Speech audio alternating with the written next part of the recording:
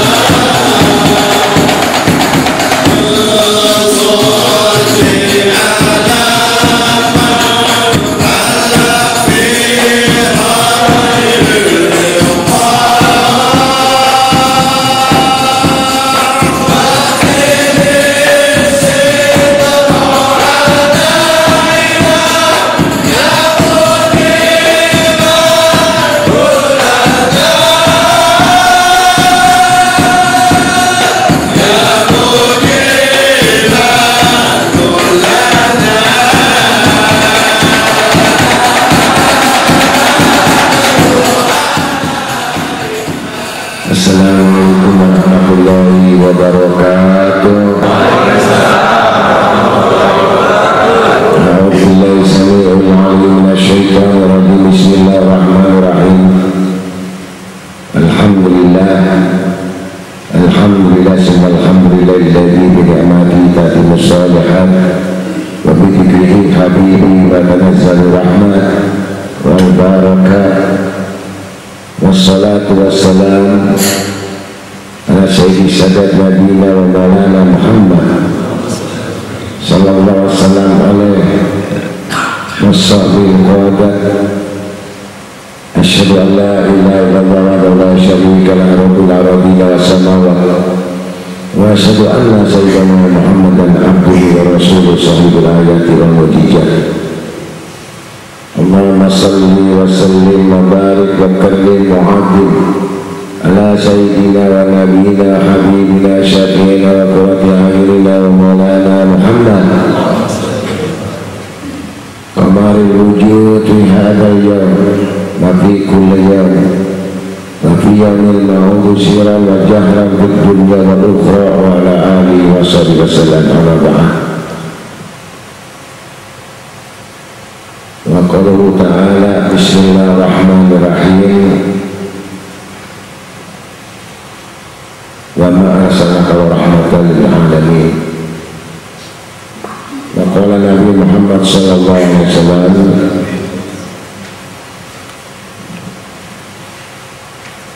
idza aradallah bi abdin khairan jalalahu wa'idan min qalbihi. Sadaqallahu maulana al-azim wa rasulih. Alhamdulillah, pertama-tama kita mengucapkan syukur alhamdulillah kehadirat Allah Subhanahu wa taala yang mana malam ini kita datang pada hadir datang di majelis halaqah, tempat majelis ilmu yang mana setiap malam Rabu malam Kamis yang diperintahkan terutama oleh Nabi kita Muhammad SAW sehingga kita semua yang mengikutinya. Mudah-mudahan Allah Ta'ala mencurahkan rahmat taufik hidayahnya barakahnya kepada kita sekalian, dan mudah-mudahan salawat serta salam sejahtera yang senantiasa kita ucapkan kepada baginda Nabi Syafi' dan Musyafa Muhammad SAW agar kita mendapatkan curahan syafaat kelak pada hari kiamat. Amin. Dan mudah-mudahan dosa-dosa kita diampuni oleh Allah Ta'ala, dosa kedua orang tua kita, agar Allah Ta'ala memberikan maghfirahnya yang besar. Kalau almarhum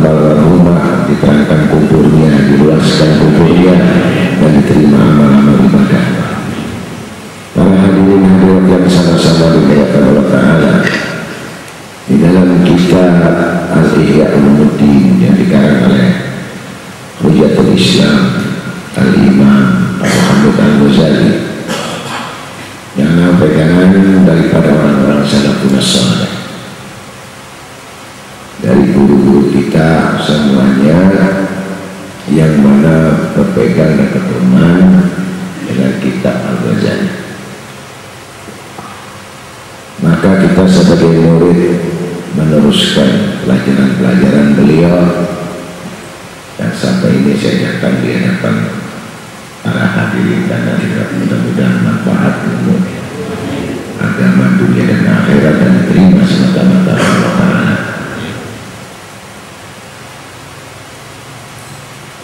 Yang mana di sini judulnya adalah bab keajaiban hati.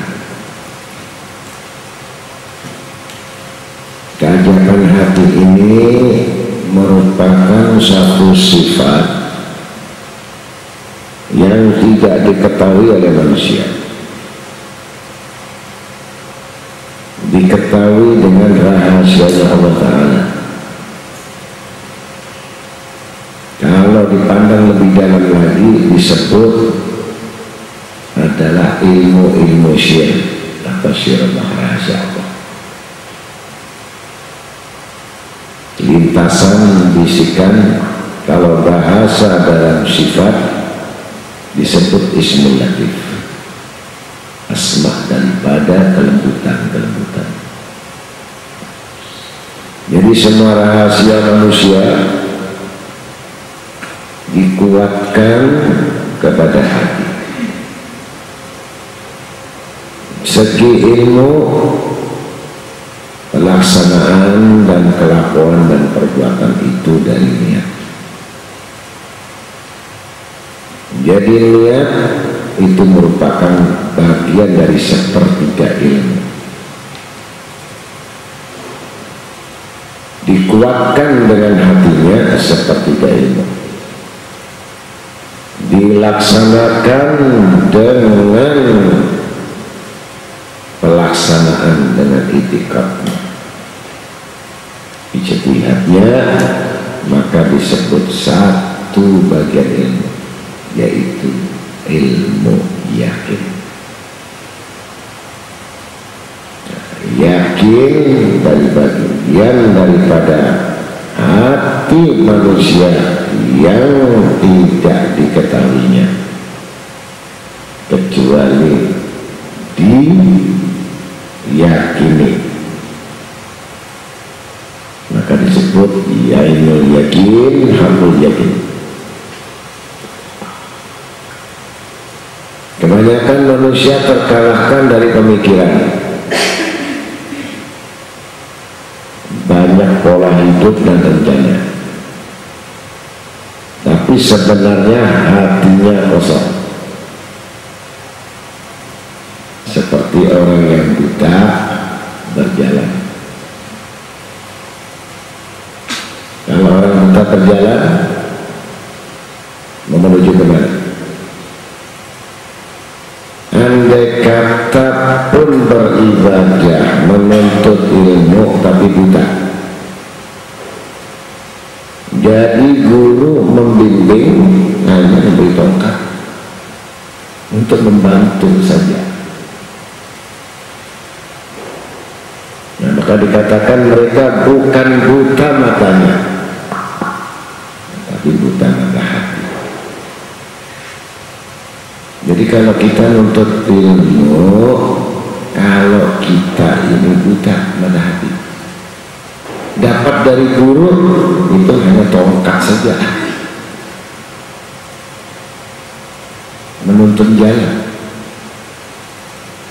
Tapi kalau berjalan nggak tahu kemana, tahu kan? Nggak tahu. Semakin jauh berjalan, semakin jauh beribadah, sampai tua umur. Bisa makin jauh jalan, bisa makin tersesat jalan, makin ini orang yang bertambah amal, tambah ibadah, tambah berjalan, tambah melaksanakan, sebenarnya nggak sampai tujuannya karena buta mata hati. Kita mencari dulu penyakitnya.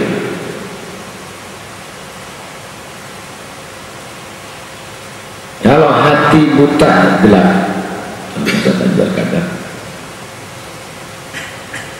gelapnya hati disebabkan faktor ada kecintaan pada dunia. Apapun alasannya, dia hidup di dunia tidak akan terhalang daripada hijab-hijab itu semua, baik anak, istri, itu dunia. Kesenangan itu dunia, karena kesenangan dunia sedikit. Mencintai dirinya dunia. Jangan dianggap dunia itu hanya harta. Jangan dianggap dunia ini hanya kekuasaan, kemegahan. Kalau tidak diketahui penyakit hati ini yang membuat buta. Hakikat sholat dia berpikir kepada Allah, sebenarnya dia berpikir sama anjing. Sifatnya anjing, dia tunduk sama anjing, dia tunduk sama babi. Apa? Babi najis. Ini hati keajaiban. Maka dikuatkan oleh Imam Ghazali, kosongkan dari kecintaan kamu terhadap dunia ini kalau engkau ingin mengenal Allah. Tapi karena kita ini sudah didoktrin, sudah dipaksakan, pengaruh lingkungan, kehidupan, kita duduk di majelis, tapi sebenarnya bukan akhirat yang ini.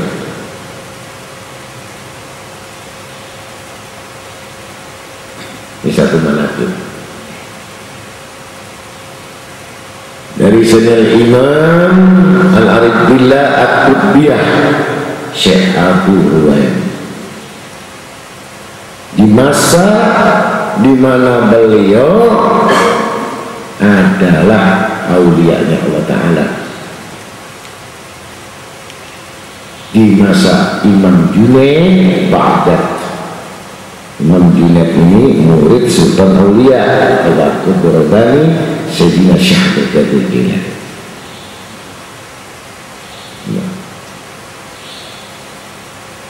Syekh Abu Ruwaim, dua aulia Allah Ta'ala.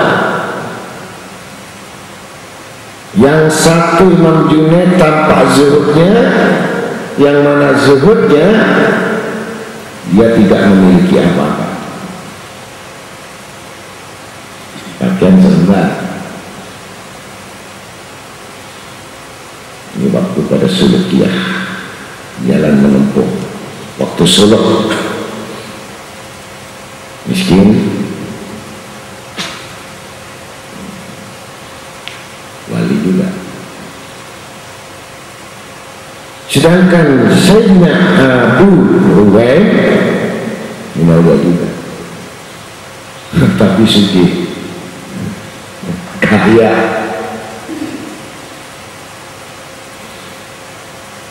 Nanti duduknya kayak orang sombong aja, kursinya emas, kursinya emas, tikumnya emas, sendoknya emas, piringnya emas. Ini ada dua wali, yang satu wali melarat, yang satu wali suci. Paham sudah? Kamu ingin jadi wali yang melarat atau wali suci? Suci enggak, wali enggak.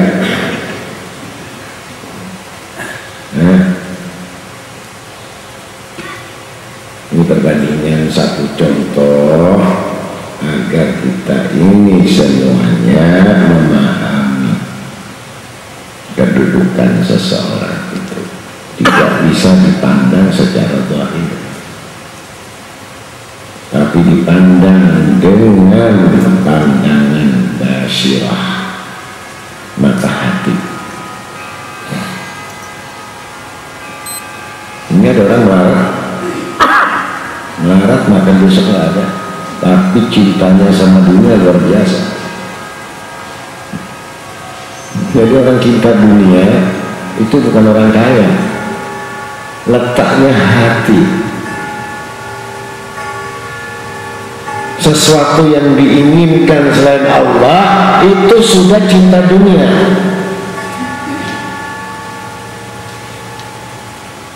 Udah melarat sekarat mati.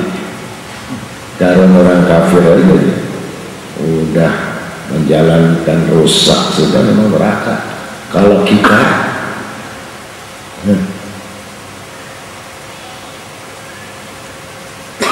pada saat itu terkenal nama beliau, masyhur, seakan-akan duduknya di pemerintahan. Ini Syekh Maryam ini ya seakan-akan duduk di pemerintahan, pakaian dinas, pakaian berpangkat, modelnya begitu. Jangan dipikir orang pakaian dinas nggak jadi wali, ya bisa wali kota. Akhirnya duduknya di singgasana, nggak mau dia duduk di atas segala-galanya. Kalau taruh kursi di kantornya, dia kursinya paling istimewa, dia pesan sampai kursinya pimpinannya itu kalah mewah dengan dia. Ya, kalau biasa pimpinan yang mewah harga 10 juta, kita 5 juta gitu. Ini enggak, pimpinannya 10 juta, dia kursinya 150 juta. Dari pimpinannya jadi cemburu, kamu korupsi dari. Terkenal demikian, seakan-akan urusannya yang diurus itu dunia melulu.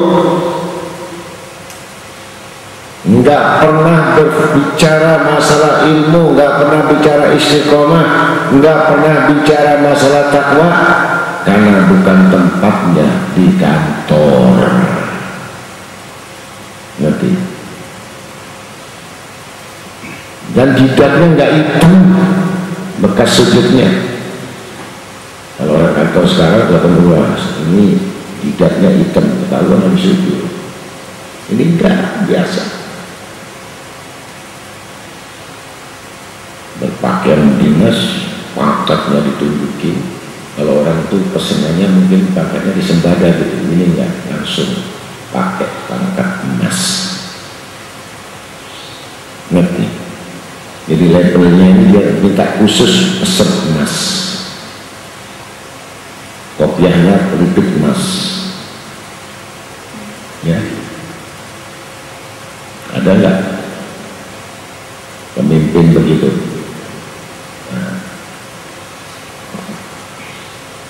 Gelarnya, jamnya semua berlian, cincinnya ya mungkin bisa di rumah kita semuanya. Kita punya rumah